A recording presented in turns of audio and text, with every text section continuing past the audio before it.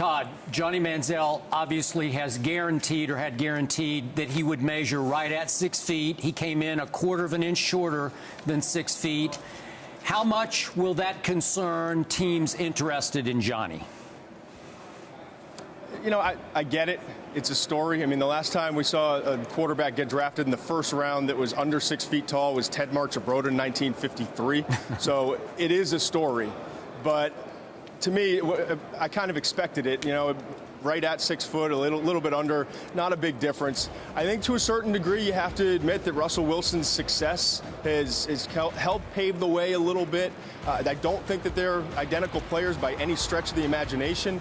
But, you know, again, what's the difference between Drew Brees at 6'0" at the combine and Johnny Manziel coming in at 5'1" I mean, there's just not a huge difference in my mind. I think the bigger news, if you will, or the bigger measurable is the hand size. Yep. And that's another comparison you can make with Russell Wilson.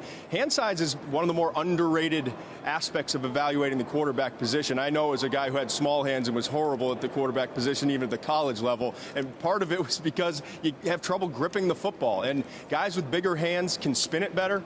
They protect the ball better. The ball security, especially in rain and mud, is a lot better. And they are able to use the pump fake a little bit more effectively. And if you look at the numbers with these top quarterbacks, talking about Teddy Bridgewater, Manziel, and Blake Bortles. Blake Bortles was 6'5", 230-plus pounds.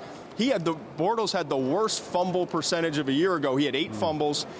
Bridgewater had 3 fumbles, and Manziel, who's the smallest of the group but has the biggest hands at close to 10 inch in the hand span, had only 2 fumbles last year. So I see it all the time. There is a direct correlation between being able to spin the ball, being able to protect the ball, and being able to effectively pump fake when you have bigger hands at that quarterback position. And Todd, how much will Johnny's 40 time matter, and what do you expect that 40 time to be?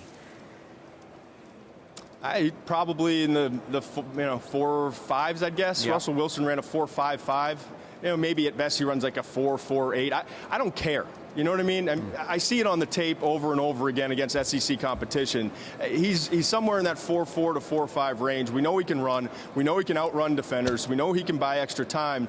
I think what you want to find out from him here and from the rest of the process, how is he in terms of the interview, and where do you think he is from a maturity standpoint? And do you have a good rapport with him when you're sitting down? And I think the psychologists are going to be huge in this, because you have to, if you're Johnny Manziel, you've got to sell the psychologists for the teams that are drafting at the top, starting with Houston at #1, on the concept that, you know, you've kind of gotten all that college stuff out of you, you're maturing, you understand the importance, and that you're ready to go to work.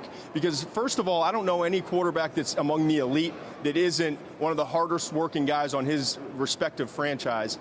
And secondly, Manziel's entering the league with a lot more to work out in terms of his game than most other high quarterbacks. So as a top 5 pick, if he does go in the top 5, he's got to become so much better in the pocket with his reads, discipline with his eyes, discipline with his mechanics, and that doesn't happen from just wanting it to happen. You've got to be the first guy in, the last guy out. And I think that's the most important part of this process.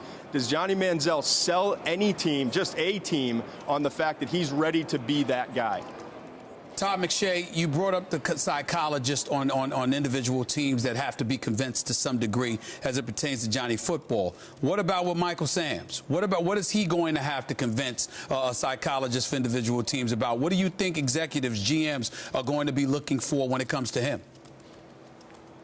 Well, I think, first of all, his tape has to convince a team that he's worth drafting. I mean, it really comes back to the tape with Michael Sam. To me, I've graded him out as a 4th rounder. I don't think that he's a full-time starter, an every-down starter, but he can rush the passer. And this is a league with an awful lot of value on guys that can rush the passer. I hear all the time, is he a 3-4 outside backer, is he a 4-3 defensive end? I don't think it matters. He does one thing very well. He rushes from the outside and gets to the quarterback because of good leverage, relentlessness, some ability to transfer speed to power. And I think, to me, if he is in that range of 4th round, and everyone I've talked to in the league has him in that 3rd to 5th round, then you've got to, as you know, when you talk about psychologists in the interviews, is he able to come in and be a part of your team and have no problems? And everyone I talk to at Missouri says he's a model citizen. He's great in the locker room. His teammates love him. I just don't see where to be honest with you, where there's any issue outside of where does he fit as a football player on our team and how early are we willing to draft a guy who's not going to be an every down player but can contribute, we think, in terms of rushing the passer situationally. Got it. What about Jadeveon Clowney? How important is the NFL scouting combine to him? You know, some guys are so talented that, you know, the rest of this stuff might not matter that much, if you want the honest truth. Now, you'd love to be sold. You'd love to have your psychologist come back and say, you know, from the tests we went through and the talks we had in that 15-minute period, I really like where his mindset is. I really like, you know, the maturity that he showed and the answers that he gave. But that may not be the case. I mean, he's not the hardest working guy in the world, but he works hard enough.